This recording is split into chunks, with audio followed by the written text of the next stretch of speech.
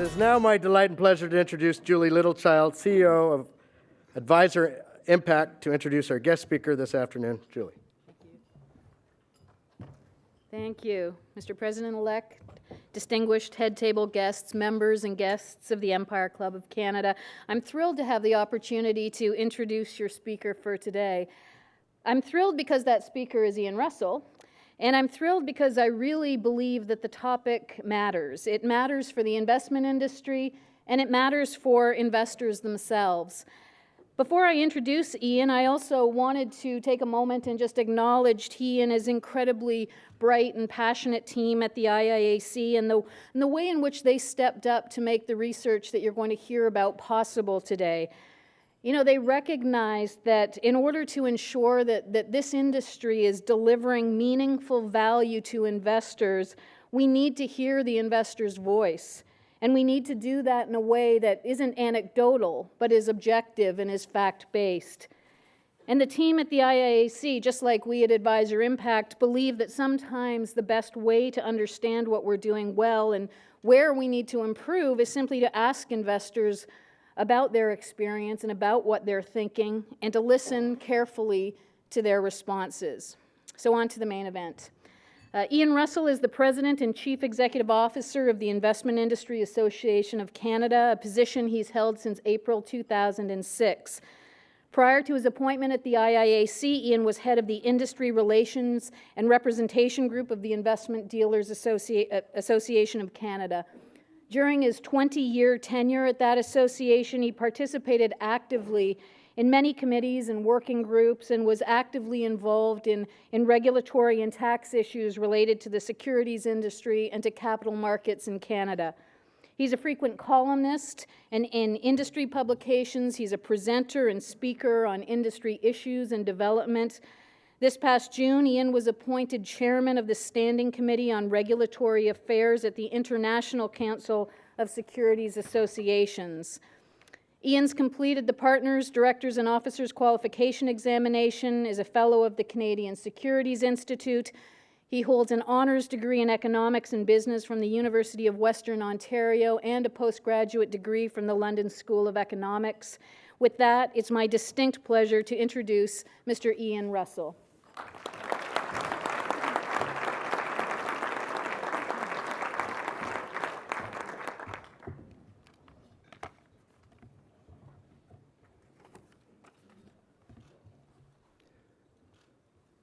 Thank you, Julie.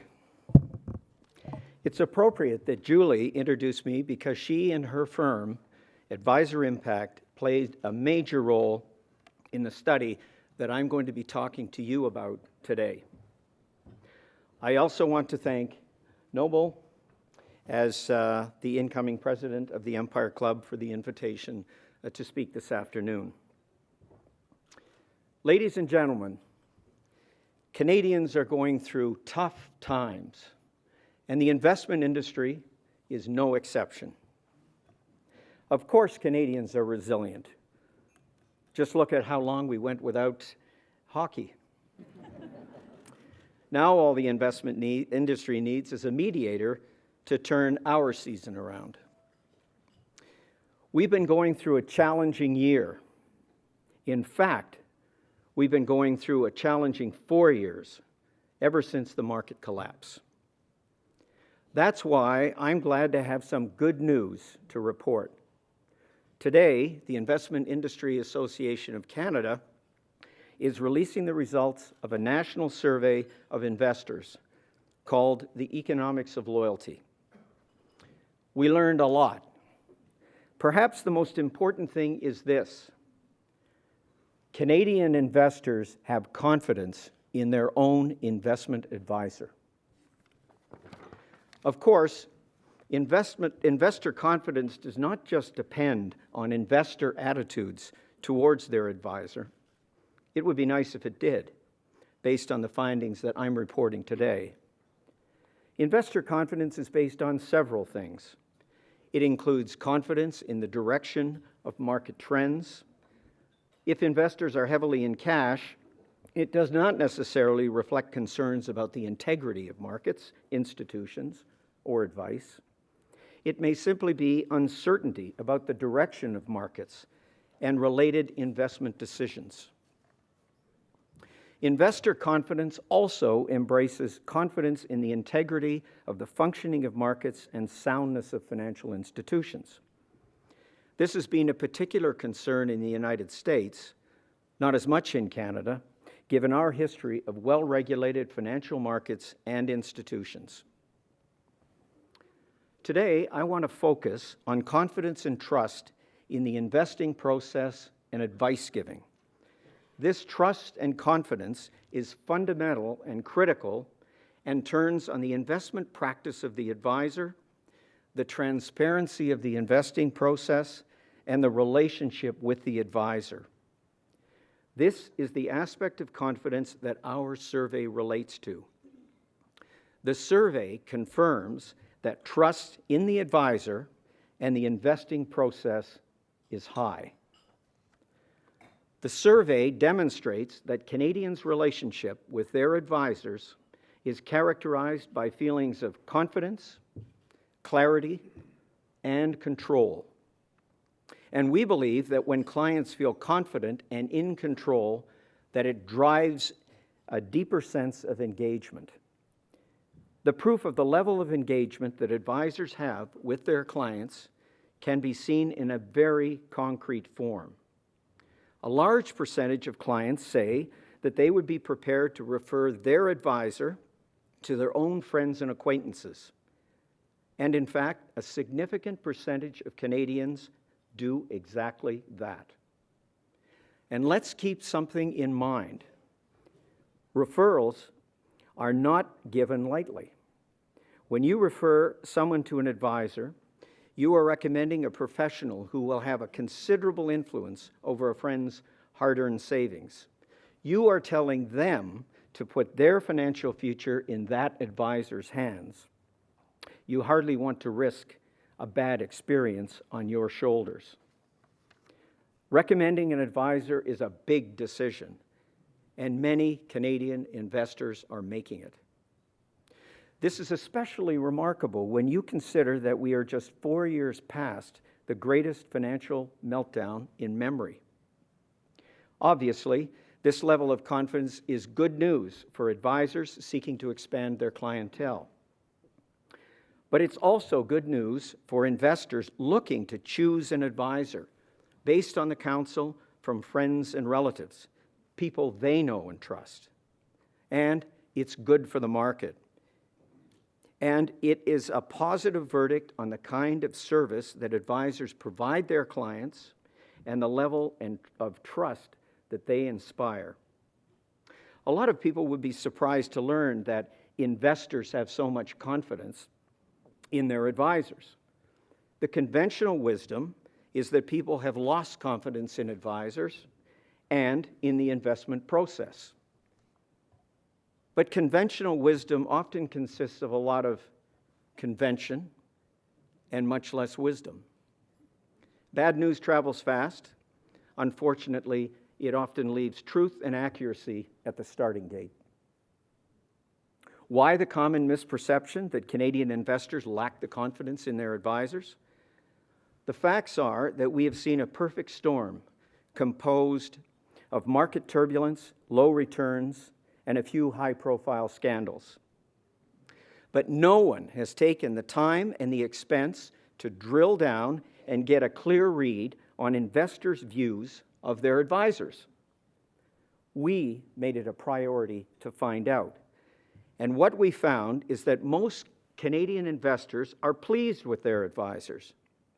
When many clients refer their advisor to people they know, then you know that that's a clear vote of confidence.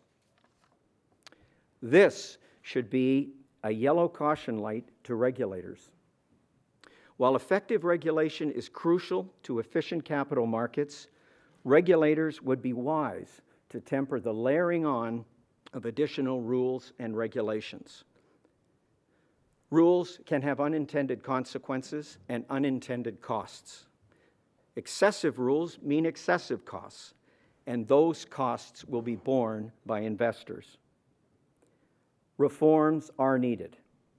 but they have to be accompanied by a careful, thorough, and well thought out cost-benefit analysis before they are implemented.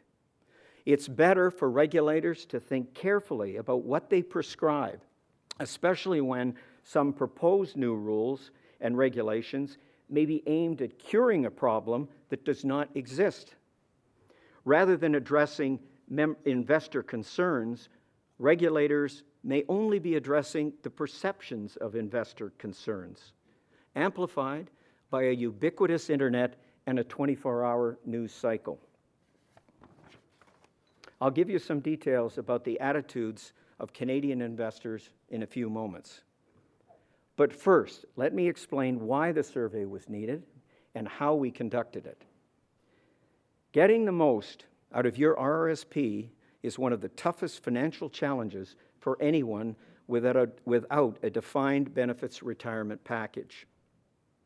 Investors want financial peace of mind, and therefore want to make sure they're getting the best possible help to achieve it. Particularly at the premium end of the market, clients prize quality, trust, and long-term relationships. So, how well does Canada's investment industry stack up in meeting that demand? That's what we set out to learn. We partnered with the firm Advisor Impact to conduct a survey to find out specifically what clients value and what they expect in their financial advisor relationship. When it comes to measuring investor expectations, experience, and attitude, Advisor Impact is the gold standard.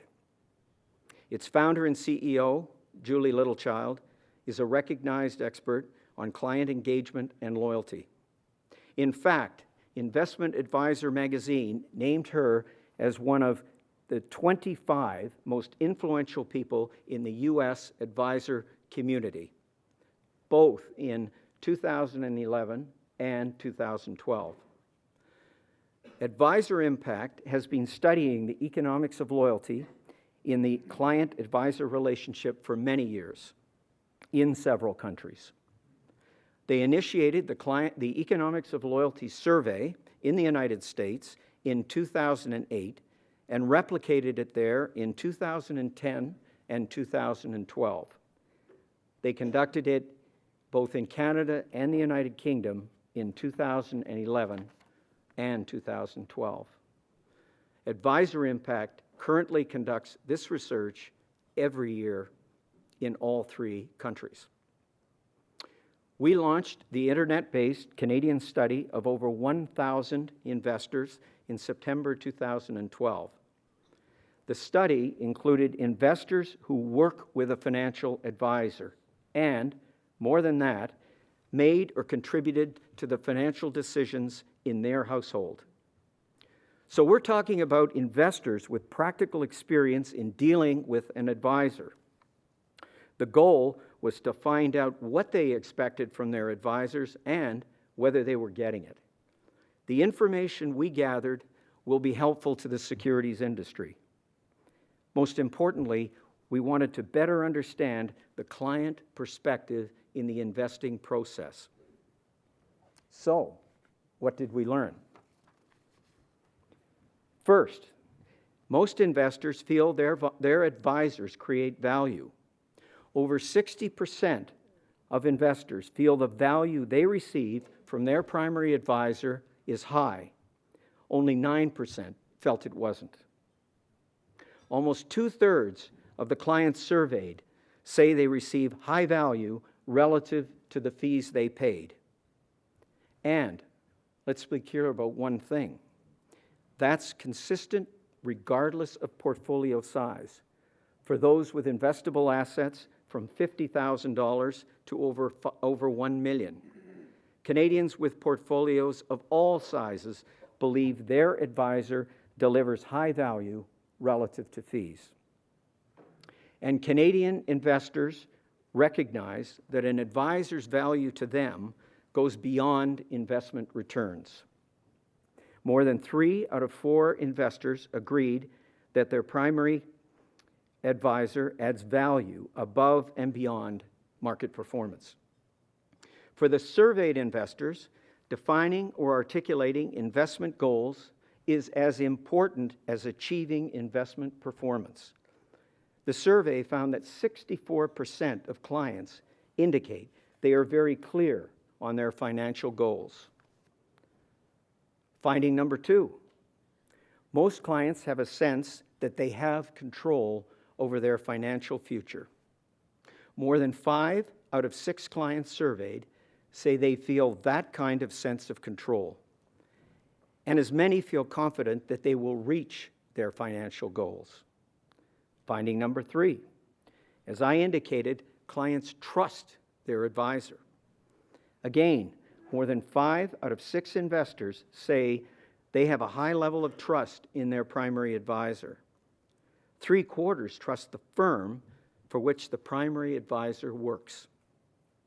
And finding number 4, clients consider that they have a deep and engaged relationship with their advisor when he or she does the following things. First, seeks input from the client and incorporates that into the investment advice and decision making. Second, works with family members in multi-generational planning. And third, makes active use of financial and estate planning in the practice. In short, an engaged client considers the advisor at the center of that client's financial life. What is an engaged client, you might ask? Engaged clients are more open to advice and investment ideas and are more active participants in the capital markets.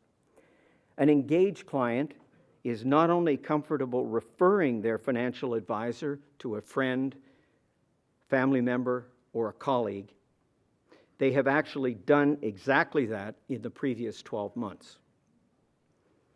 If you want to get the clearest sense of the level of confidence that Canadian investors have in their advisors, just think about this.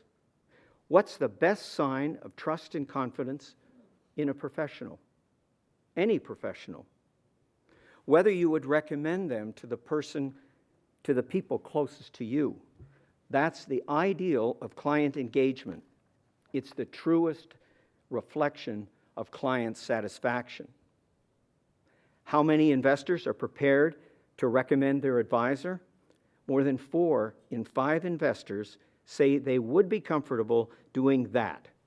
In fact, it turns out that 1 in 4 clients have referred friends or contacts in the past year alone. This represents a significant increase from 2011. It signifies a substantial increase in advisors' perceived value over and above market performance. Engaged investors are not just more price conscious, they are more value conscious, a trait increasingly common across the financial services industry. They are more likely to want an opportunity for feedback. They are more likely to have a written financial plan, and they are more likely to work with a financial advisor who provides a family-based approach, working across the generations. Referrals are not just important to the advisor who benefits directly from them, and not just to the industry. As I mentioned, they are important to growing the investing public, and they are important to building a base of engaged investors. These investors ensure that the market fulfills its functions of providing capital for economic growth and maximizing the efficient allocation of capital in the marketplace. Engaged clients are clearly important to the marketplace. And to assist investors in creating engaged clients by deepening their relationships, the Investment Industry Association of Canada will be working with Julie and Advisor Impact to conduct workshops and webinars teaching advisors the techniques of client engagement. In the midst of all this good news, there seems to be one apparently negative result that stands out. Despite the high levels of trust in their advisors, only 32% of Canadians trust the investment industry as a whole. That was one of the relatively few discordant notes in the survey, and it's also rather puzzling. After all, if 5 out of 6 investors trust their advisor, and 3 out of every 4 investors trust the firm their advisor works for, how come only 1 in 3 trust the investment industry as a whole? Well, what we might be seeing here is the difference between personal experience and secondhand information. When it comes to assessing their own advisor and their own advisor's firm, investors base their opinion on personal experience. But when they are asked to rate the industry as a whole, they fall back on the only reference point they have: the news media, the internet, and other sources of secondhand information. So not surprisingly, that gives them a negative impression. The media's job is to focus on events that make news. The legions of investment advisors doing their jobs honestly, fairly, and diligently don't make news. But let's not forget that the Economics of Loyalty survey offers considerable good news for the industry and for the Canadian marketplace. Just consider what investors have experienced over the past 4 years.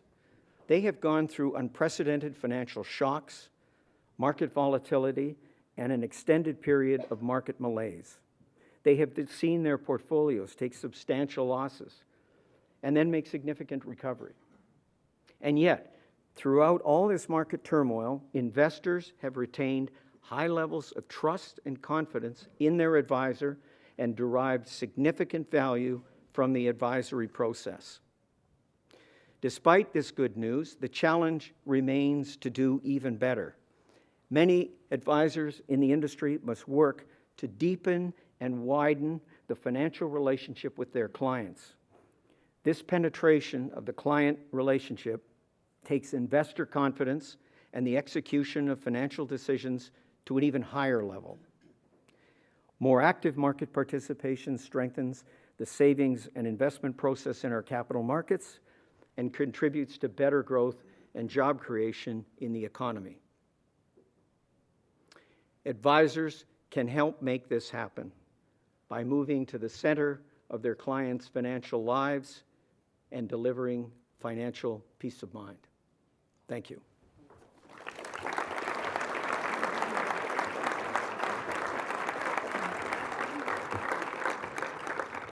Please welcome Bill White, Chairman of IBK Capital Corporation, to thank our guest.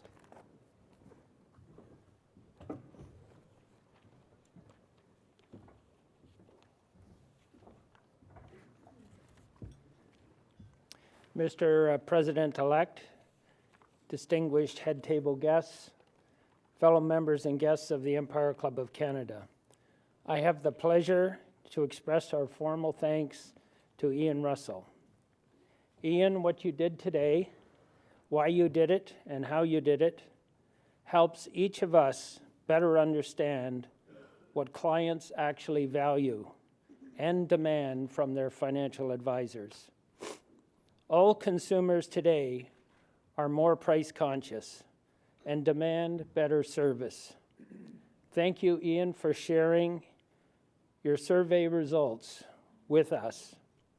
With this necessary information, we can now compete more effectively, do a much better job, and successfully build our business in a fashion that results in a happier and more loyal customer. In closing, thank you, Ian, for this excellent report on our Canadian financial advisors.